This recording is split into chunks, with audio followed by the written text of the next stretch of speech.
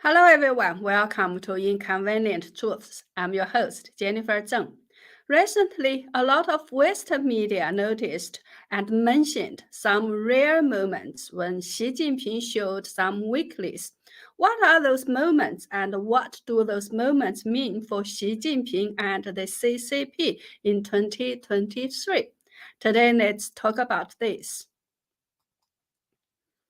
2 days ago, on January 4th, Wall Street Journal published an article why Xi Jinping reversed his zero-COVID policy in China. The article says that a wave of protests coupled with urgent pleas from many corners of the government finally prodded the leader to scrap his strict lockdown system he had touted throughout the pandemic. According to the article, Xi Jinping and his inner circle were greatly alarmed by the protests across some of China's biggest and richest cities.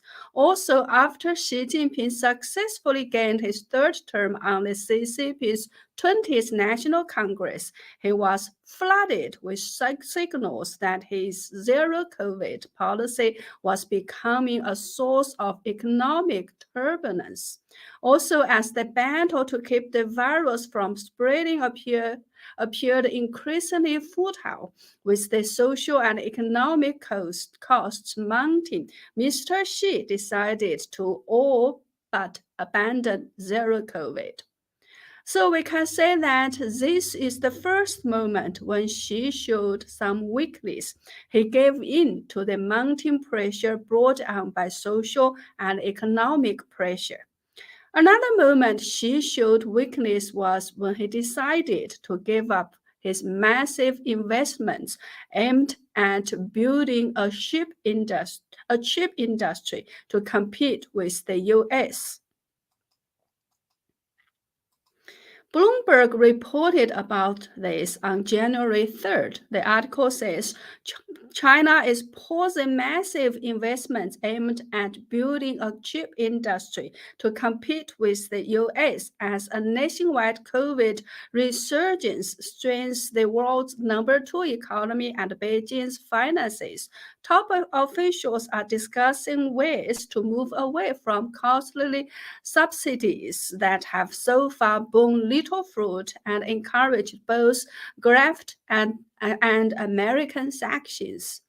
You know, not long ago, just after Xi secured his unprecedented third term in October, he was still vowing to move faster in implementing strategic projects to increase innovation, saying efforts will be made to improve the new system for mobilizing resources nationwide to make key technological breakthroughs and boost China's strength in strategic science and technology.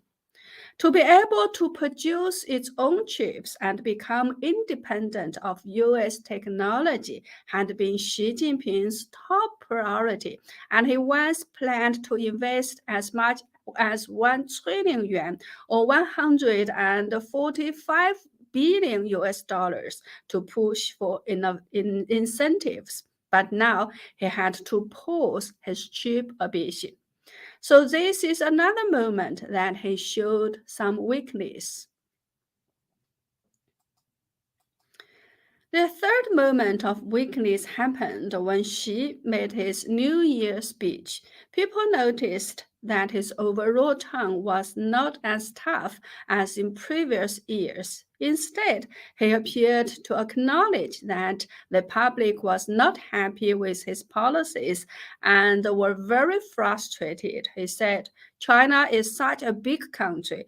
It is normal for different people to have different demands and views on the same matter, and it is necessary to build consensus through communication and consultation.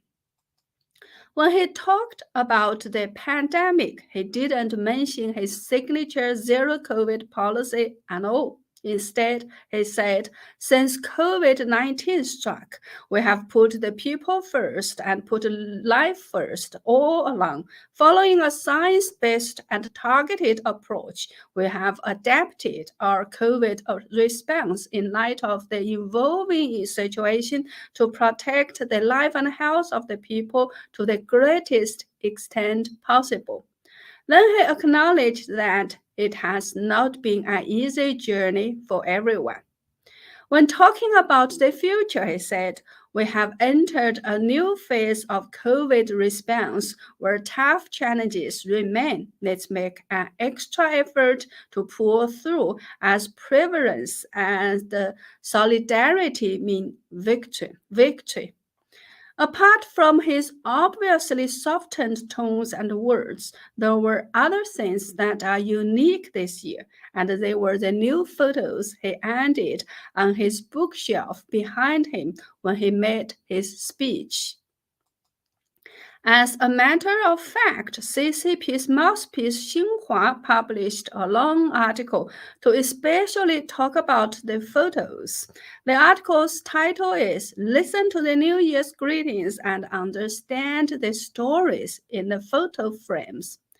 The CCP's other mouthpiece, CGTN, published a similar article in English and also talked about the stories behind the pictures, especially the new ones that were seen for the first time this year.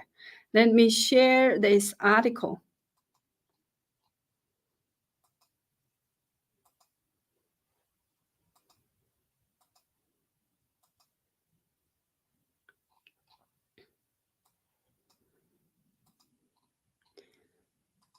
See, there are so many different photos showing all sorts of Xi Jinping's achievements, too many of them to talk about. So let's fast forward to the two at the bottom. Okay, see this one.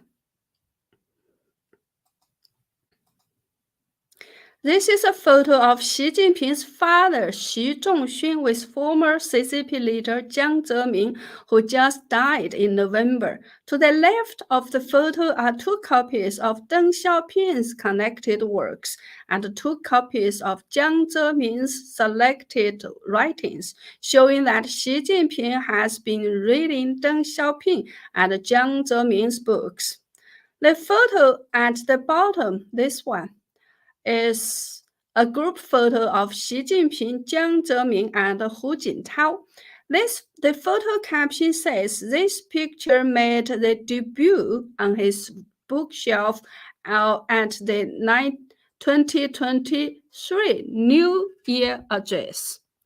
At the book on the left side are selected works of Mao Zedong. The books at the right are Deng Xiaoping and Jiang Zemin's books. So why do you think that Xi Jinping would put such two new photos there? What kind of subtle messages did he want to send?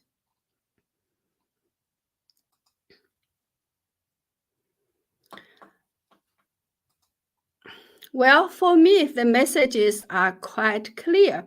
He's no longer that confident with himself and his power, and he needed to use the photos of both of his two predecessors,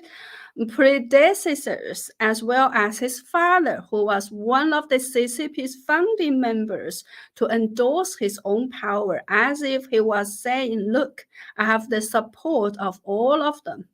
Also, after Hu Jintao was forcibly removed from the CCP's 20th National Congress, people have been saying that Hu Jintao was removed because he didn't agree with Xi Jinping's arrangement. Some also say that Hu has been under house arrest since then. So putting a photo of him with Hu Jintao and Jiang Zemin there, on the one hand, Xi wanted to clear up the air a little bit by showing that he still recognizes Hu Jintao. On the other hand, he also wanted to make peace and show goodwill to Jiang Zemin's family and his factions. He wanted to say to these people, look, I still respect him, so let's make peace. Our party is still united, etc. So within a very short amount of time, in less than 1 month, Xi Jinping backed down from his tough positions 3 times. And this is a very dangerous thing for him to do. Why? As for a dictator like himself, the moment he starts to show weakness is the moment when he loses control and when things can go out of his control soon. Let's watch a short video first.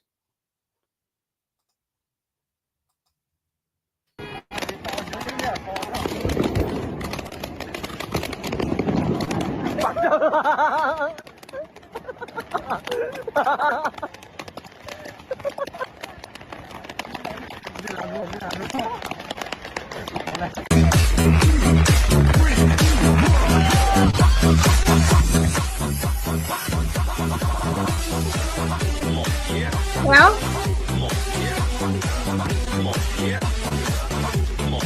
if you don't know China well enough to think that this is just an ordinary video showing people setting off some fireworks. But in China, actually, in many places, fireworks have been forbidden for many years. That's why you could see at the beginning of the video that a policeman was trying to stop someone who was setting off fireworks from a car, but they ignored the policeman completely. At the end of the video, you can see many cars parading on the street with fireworks setting off on top of the car that was openly defying the CCP's orders. Now let's watch another one. And it said, welcome to New York. It's been waiting for you. Welcome to New York. Welcome to New York.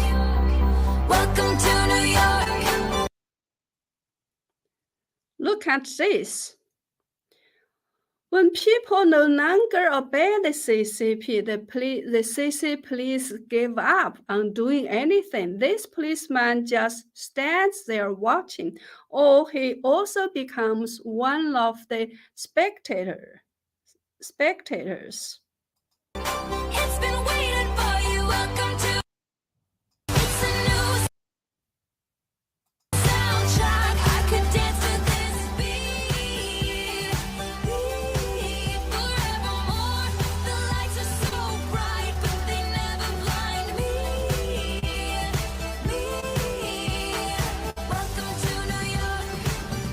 It's been waiting for you. Welcome to New York. Welcome to New York. Well, now let's watch another video showing that what happened on January 2nd in a small town in Henan province called Luyi, when the CCP police were outnumbered by the people, they couldn't do anything. 每回都这样闹。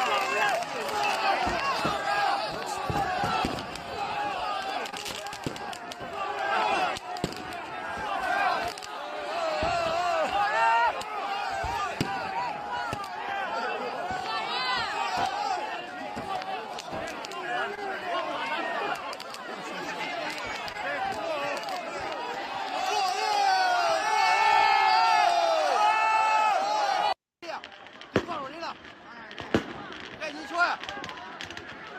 对，真疯狂，我的乖乖！别看车名字扒来了，快点打人了！我来给打警察的，放着人了，看看，放这来了。 Somebody was saying, look, the 有人肯定有 police 人 are 了， beating 警察 people. 在里边嘞，你看，这条 See? They are beating people up.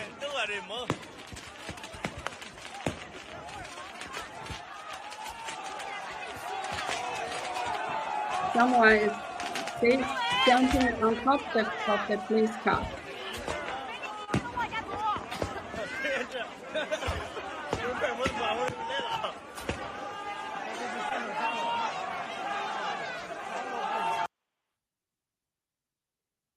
See? This seems to be shot from the very high angle.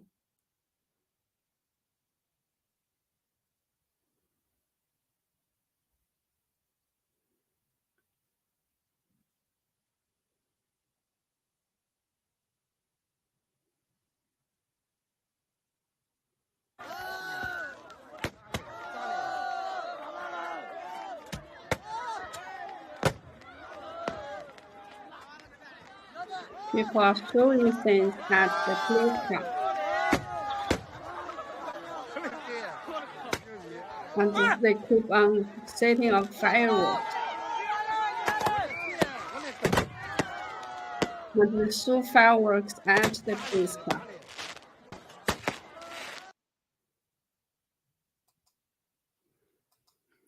Next, let's watch the moment when the police car was overturned.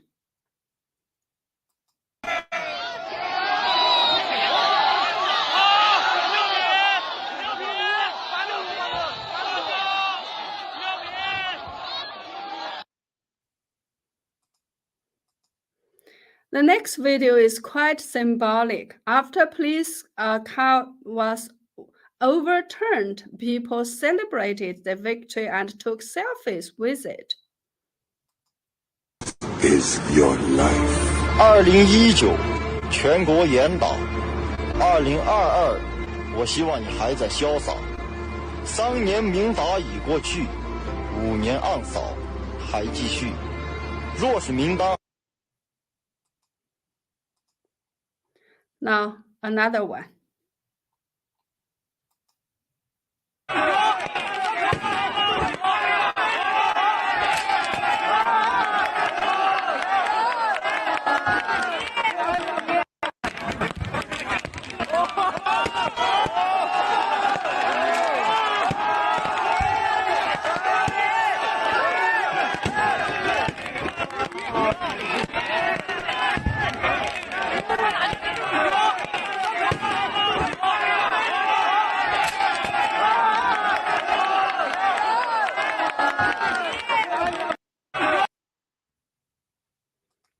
See it?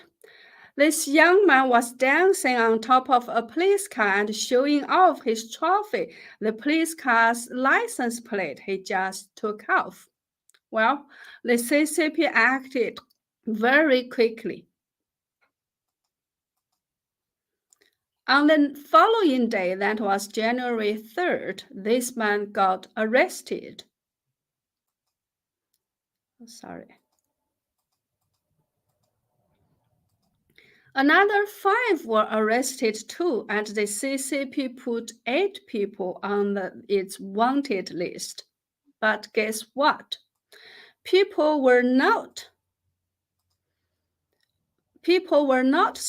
scared, and they are still doing the same thing. Let's see another video showing that 2 days after these 6 young men got arrested, people from the same town as well as other towns continue to defy the CCP in a very high-profile manner.